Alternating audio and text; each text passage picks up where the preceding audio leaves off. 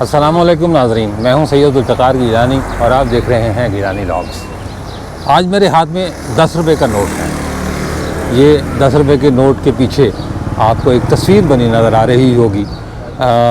ये तस्वीर वैसे तो एक दरवाज़े की है, लेकिन आम तौर पर इसे बाब खैबर कहा जाता है। और ये पेशावर से कोई 11 किलोमीटर के फासले पर तुरखम जाने वाली सड़क पर, यानी नेशनल हाईवे पर जो अफ़गानिस्तान को जो सड़क जाती है, ये दरवाज़ा उस पर वाक़ है। मैं जो है वो इस दरवाज़े के ऐन सामने खड़ा हूँ। ये बाब खैबर, एक तरफ फ़खैर रागले लिखा हुआ है और वो क्या लिखा हुआ है जी, सतरे माशे। ये 1963 में इस दरवाज़े को बनाया गया था। और आइए हम आपको दिखाते हैं कि ये दरवाज़ा जो है वो इसका जो इफ्तिताह हुआ था वो हुआ था 11 जून 1963 को। सदर पाकिस्तान फील्ड मार्शल मोहम्मद अयूब ख़ान निशान पाकिस्तान हिलाल जुरत ने 11 जून 1963 को किया। ये इसकी यादगारी तख्ती लगी हुई है और जो है वो दूसरी तरफ जो है वो इसकी तारीख़ लिखी हुई है। आइए वो भी आपको थोड़ी सी बता देते हैं कि वो क्या है। ये सड़क जो है ये जा रही है काबुल को, यानी पहले तुरखम जाएगी और उसके बाद ये काबुल जाएगी। ये अंग्रेज़ी में जो है वो एक तख्ती लगी हुई है। इस बाब खैबर का जो है वो आइडिया जो है वो कहाँ से आया, ये सारा लिखा हुआ है कि under the personal supervision of the commissioner and the political agent of local building contractors using only such building materials as are found in the Khyber Hills, completed the entire construction comprising the gate, the wall and platform with a short period of 4 months। यानी ये 4 महीने में ये दरवाज़ा जो है वो मुकम्मल किया गया था। बाब खैबर तो बहुत सारे लोगों ने देखा होगा, लेकिन मेरा ज़ाती ख्याल ये है कि बहुत कम लोगों को ये इल्म होगा कि इसे तामीर किसने किया था। अटक के 2 मिस्त्री थे, जिनमें से एक का नाम गामा मिस्त्री था और दूसरे का नाम था सादिक मिस्त्री। कहते हैं ये आपस में चचा भतीजे थे। ये बाब खैबर इन दोनों ने तामीर किया। आमतौर पर लोग इसी को जो है वो दर्रा खैबर समझते हैं, लेकिन ये दर्रा खैबर नहीं है, ये बाब खैबर है। दर्रा खैबर तो इससे जो है वो 3-4 किलोमीटर आगे जाकर शुरू होता है। ये जमरूद है। ये बाब खैबर जो है ये बेसिकली जमरूद में बनाया गया है। इसके साथ जो है वो एक प्लेटफॉर्म है। उस प्लेटफॉर्म पर जो है वो बहुत सारी तारीख़ लिखी हुई है। वो भी आपको दिखाते हैं कि उस प्लेटफॉर्म पर ये लिखा हुआ है कि किन किन हमलावरों ने जो है वो यहाँ से वो आए। दर्रा खैबर जो है वो वाहिद दर्रा था और है जहाँ से सबसे ज़्यादा हमलावर बरसगीर पाक व हिंद में दाखिल हुए। ये दीवार है, यादगारी दीवार इसके साथ तामीर की गई थी। मैं वो दीवार भी आपको दिखाता हूँ। और उसके बाद जो है वो इसका जोग्राफिया लिखा हुआ है, दर्रा खैबर के कबाइल लिखे हुए हैं। खैबर ज़माने कदीम में है, ज़हूर इस्लाम, अंग्रेज़ों का ज़माना और फिर पाकिस्तानी दौर। हम शुरू करेंगे दर्रा खैबर और उसके जोग्राफिए से। ये एक तख्ती लगी हुई है, ये पूरी, ये पर ज़रा पूरी वाल दिखा दीजिएगा एक दफ़ा, ताकि बताएं हम कि जो है वो क्या है ये। अच्छा, ये जी दर्रा खैबर और उसका जोग्राफिया। दर्रा खैबर तारीख़ी और जोग्राफियाई लिहाज से नीज़ महल वक़ू, आबो हवा और बाशिंदों के एतबार से बेनज़ीर है। ये दर्रा, जैसे बर्र सगीर का दरवाज़ा कहा जाता है, पेशावर के ऐन मग़रिब में वाक़ है। पेशावर की हसीन ज़रख़ेज़ वादी किसी रूमी तमाशागाह की मानंद पहाड़ों के एक गैर मुनक़ता सिलसिले में घिरी हुई है। सिलसिला कोह सुलेमान अज़ीमुश्शान कोह हिमालय की शाख है। ये सदा मुर्तफ़ा पामीर से, जिसे सक़फ़ आलम कहा गया है, यानी दुनिया की छत, सक़फ़ आलम का मतलब है दुनिया की छत, शुरू होता है। इस सिलसिले की चंद दर चंद मुटियाली पहाड़ियाँ और वादियाँ खैबर पर पहुँचकर एक हो जाती हैं, मतलब ये मिल जाती हैं। खैबर वो मकाम है जहाँ शायद सारी दुनिया से ज़्यादा वसी कोहस्तानी मनाज़र को फासले और तनासुब बख्शता है और जहाँ पठान रस्ते बसते हैं। मौसम और मनाज़र का तज़ाद खैबर में इंतहा को पहुँचा हुआ है। इस दर्रे में सर्दी है तो ठिठरा देने वाली और गर्मी है तो झुलसा देने वाली। जोग्राफियाई लिहाज से दर्रा खैबर आगे तूल बल्द और जो है वो अर्ज़ बल्द लिखा हुआ है।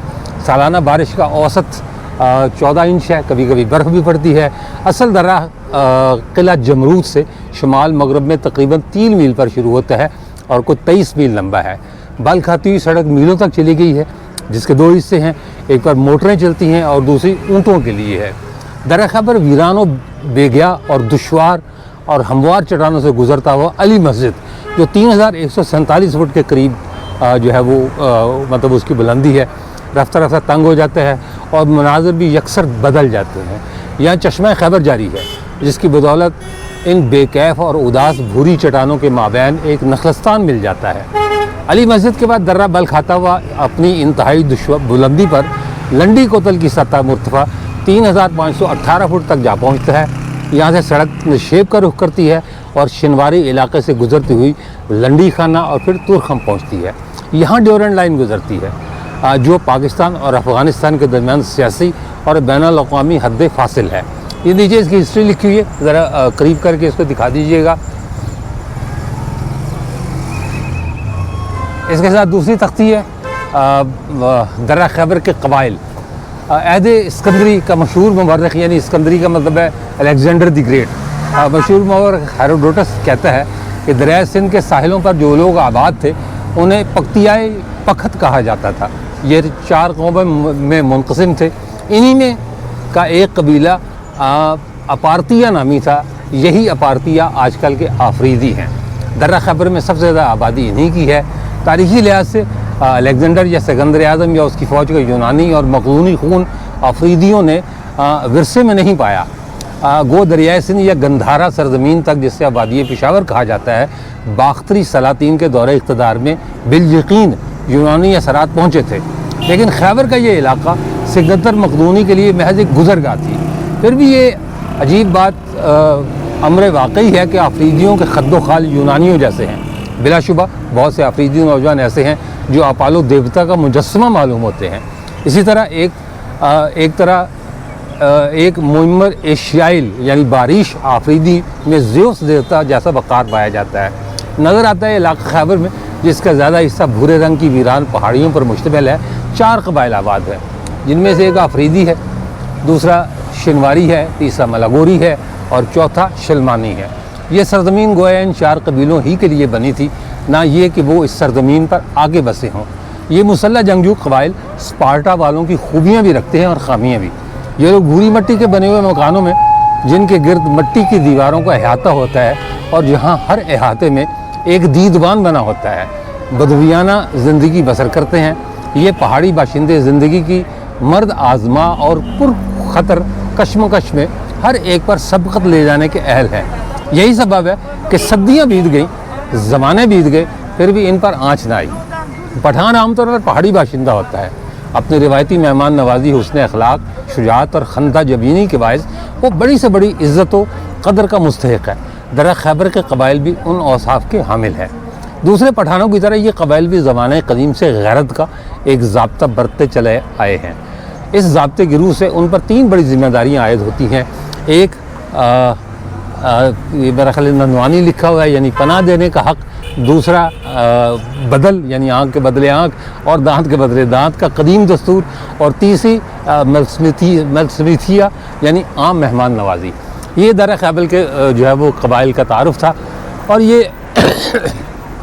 खैबर ज़माने कदीम में तारीख़ी लिहाज से पाकिस्तान की शुमाल मगरबी सरहद इतने हमलों का शिकार बनी रही है कि एशिया तो क्या, दुनिया भर में किसी मुल्क पर नहीं होंगे।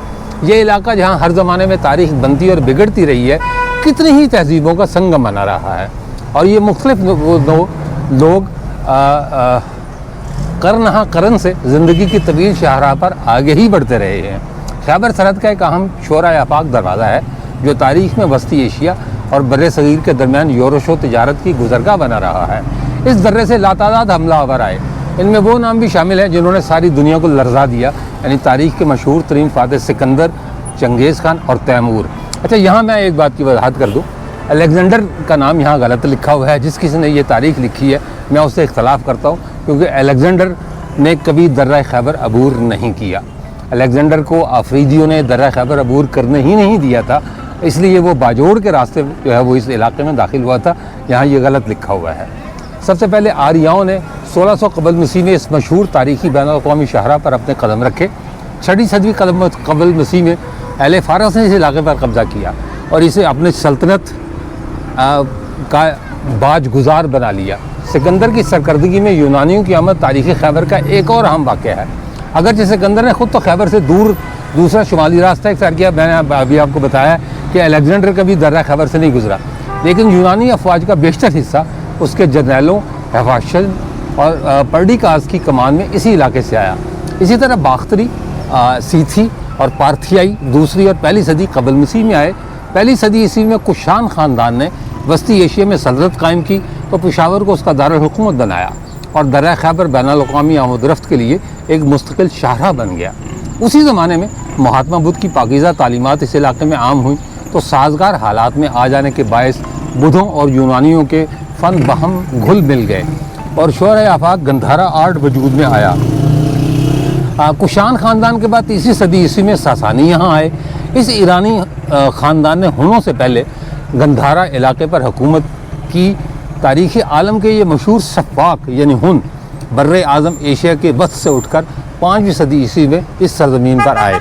यहाँ मैं थोड़ा सा हुनों के बारे में आपको बता दूँ कि ये सफ़ेद हुन वो थे जिन्होंने जो है वो मतलब पूरी की पूरी ये जो अपना मगरबी एशिया है इसकी पूरी तहजीब को बर्बाद कर दिया था।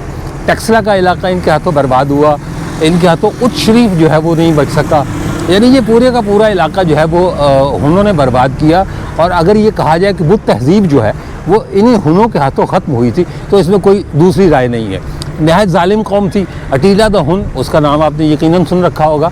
और अटीला द हुन जो है वो शख्स था, वो कहते हैं कि तैमूर के बारे में तो कहा जाता है ना कि उसने खोपड़ियों के मीनार बनाए थे और जो है वो इसी खैबर में भी बनाए थे और आगे चलकर भी बनाए थे उसने, लेकिन हुन जो है उससे कहीं ज़्यादा ज़ालिम थे।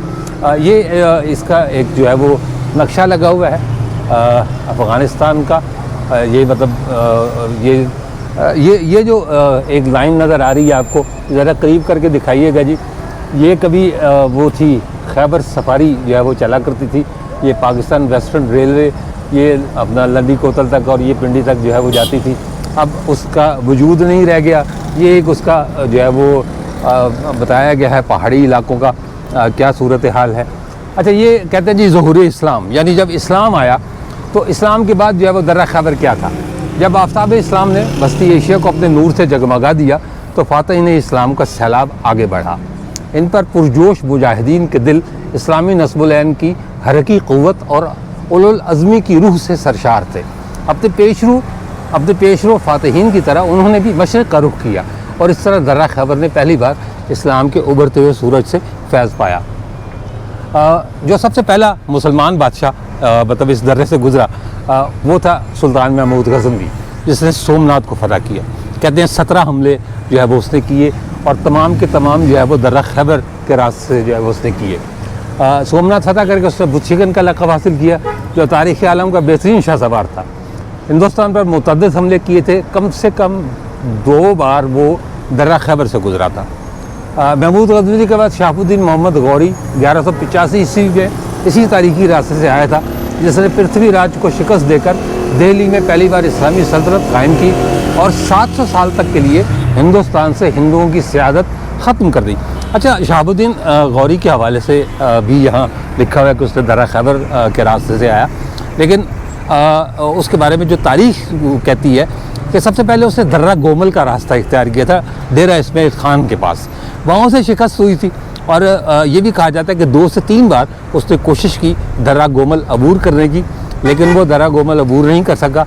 जब वहाँ उसे शिकस्त पर शिकस्त हुई तो फिर जो है वो उसने जो है वो इस तरफ का रुख किया। महमूद गज़नवी ने आनंद पाल को, जयपाल को शिकस्त दी और ये इसने अपना शहाबुद्दीन गौरी ने पृथ्वीराज को शिकस्त दी। अच्छा, उसके बाद जो है वो अमीर तैमूर के बारे में लिखा हुआ है 1398 में, जो अपने दारुसल्तनत समरकंद में बैठे बैठे कुरून वस्ता की एक मुतलकुल अनान हाकिम के रिवायती जबरूत के साथ जुनूब मगरबी एशिया के एक वसी हिस्से पर हुकूमत करता था।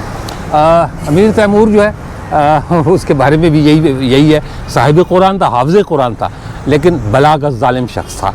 और अमीर तैमूर गोरगानी उसे कहा जाता है, जो मुगलिया ख़ानदान है ये इसी तैमूर की औलाद में से, और तैमूर का जो सिलसिले नसब है वो चंगेज़ खान से मिलता है।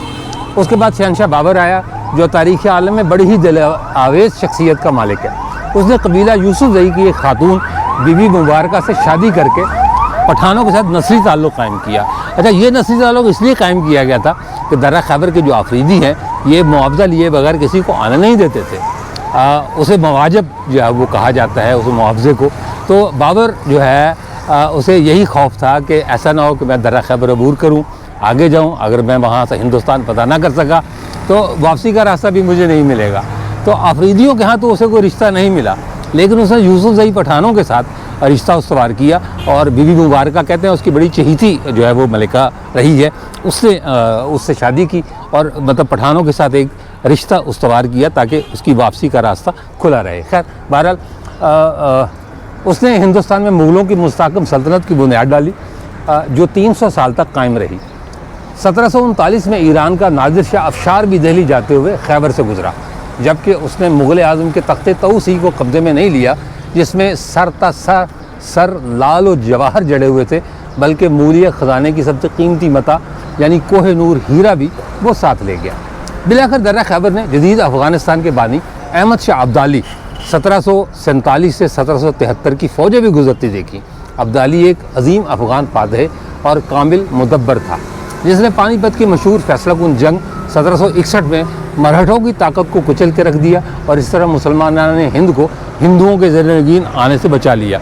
अच्छा, मरहट्टे जो थे ये नहीं कि मरहट्टे जो है वो खाली हिंदुस्तान तक रहे, बल्कि उन्होंने लाहौर के शाही किले पर भी कब्ज़ा कर लिया था और ये अटक का किला ये भी तकरीबन 2 साल उनके कब्ज़े में रहा। अगर जो है वो नादिर शाह अहमद शाह अब्दाली उन्हें शिकस्त ना देता तो मुमकिन है कि मरहट्टे जो है वो आज भी हुक्मरान होते। फिर अंग्रेज़ आ गए। अंग्रेज़ों ने जो है वो वो ये एतराफ़ करते हैं कि यही वो इलाका था जहाँ उनको ऐसे लोगों से साबका पड़ा जो सही माने में उनके हरीफ थे। ये खम ठोंक कर अंग्रेज़ों के सामने आए और उनकी हुकूमत के आखिरी दिन तक उनका मुकाबला करते रहे। लेकिन जब अंग्रेज़ 100 साल से ज़्यादा मुद्दत हुकूमत करके वापस जाने लगे तो दोनों अजीम कौमें दोस्तों की तरह जुदा हुई। बरतानवी फ़ौज का हराबल दस्ता 1849 में पेशावर पहुँचा तो कोहे सुलेमान और दरियाए सिंध के दरमियानी इलाके से सिख हुकूमत का ख़ात्मा हो गया। अंग्रेज़ों ने पेशावर और दीगर सरहदी अजला को सूबा पंजाब में जम कर दिया, जिसका उन दिनों अंग्रेज़ी हुकूमत से इल्हाक़ हुआ था।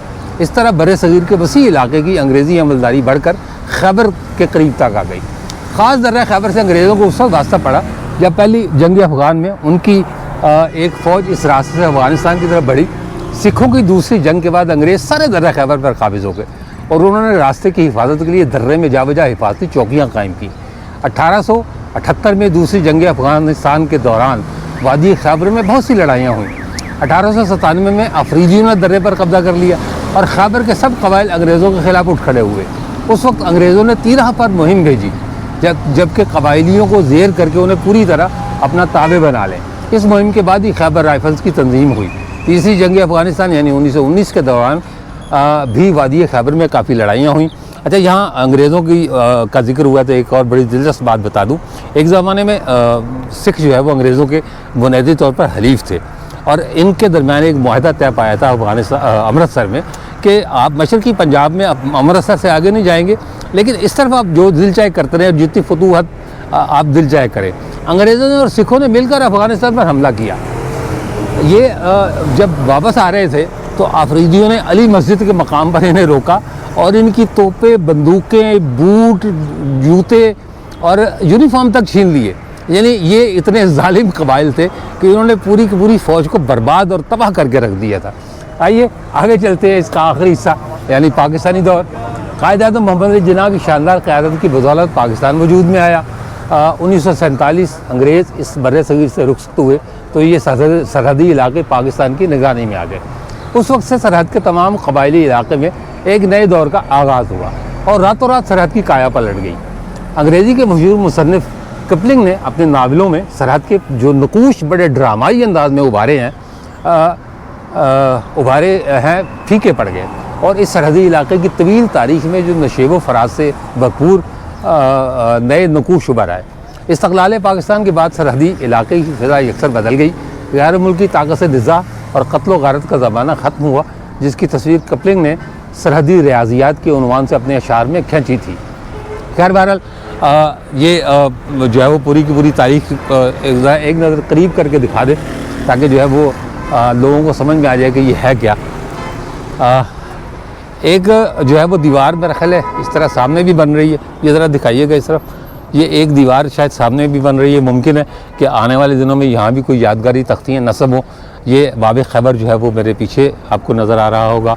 चंद साल पहले तक खैबर एक कबायली इलाका था, आज भी है, लेकिन पहले इन्हें फाटा कहा जाता था और ये फेडरल के ज़ेर इंतज़ाम थे।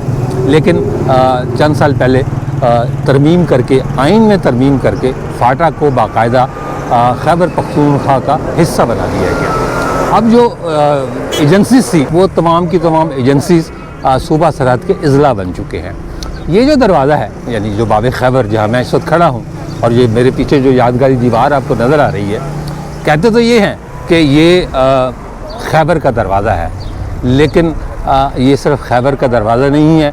इसके आगे जो वादी है वो मौत की वादी है, और ये मौत की वादी का दरवाज़ा है। तो यूँ कह लें कि जो शख्स इस दरवाज़े से गुज़रता है वो एक आम इंसान हो या मतलब कोई कबायली हो या कोई और मतलब पठान के किसी और शाख से ताल्लुक़ रखता हो, वो दर्रा खैबर में कदम नहीं रखता, मौत की वादी में कदम रखता है।